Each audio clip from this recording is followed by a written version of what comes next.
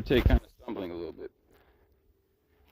I pronounced the name wrong, and then I started talking into that topic and how the master deceiver and master trickster. I mean, he literally calls himself that, and it says it in that text and that transcription. You know what I mean? And, you know, you'll know that name. You'll know what name I'm referring to when I look at you and I'm like, yeah, this is the name I mispronounced, and you kind of see what I might have mispronounced it too, and why I needed to take it out of what I'm reading here about the Bible.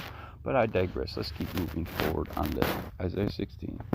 You'll see why he chooses me. I'm just a clever, silly little rabbit with plenty of tricks. You want to fall down in the hole? That's where I'm at. Send lambs as tribute to the ruler of the land from Selah across the desert to the mount of daughters of Zion. Like fluttering birds pushed from the nest, so are the women of Moab and the fords of the Arnon. Make up your mind, Moab says, render a decision. Make your shadow like night. At high noon, hide the fugitives. Do not betray the refugees. Let the Moabite fugitives stay with you. Be their shelter from the destroyer. Relatable. It's a good man there. The oppressor will come to an end, and destruction will cease. The aggressor will vanish from the land. In love, a throne will be established. In faithfulness, a man will sit on it. And one from the house of David, one who in judging seeks justice and spreads the cause of righteousness. We have heard of Moab's pride. How great is her arrogance and of her conceit, and her pride and her insolence. But her boasts are empty. Therefore the Moabites wail.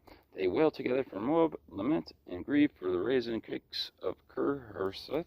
The fields of Heshbon wither, the vines of Sabah also. The rose of the nations have trampled down the choicest vines, which once reached Jazer and spread toward the desert. Their shoots spread out and went as far as the sea, so I weep as Jazer weeps. For the vines of Samah, Heshbon, and Eliah, I drench you with tears. The shouts of joy over ripened your fruit, and over your harvest have been stilled. And joy and gladness are taken away from the orchards. No one sings or shouts in the vineyards. No one treads or out wine at the presses. For I have put an end to the shouting. My heart laments for Moab like a harp, my inmost being for Ker-Harseth. When Moab appears at her high place, she only wears herself out. When she goes to her shrine to pray, it is to no avail.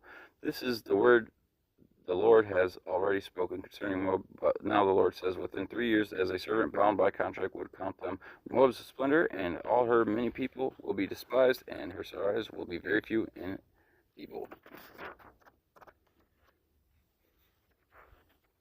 Discern of that as you will.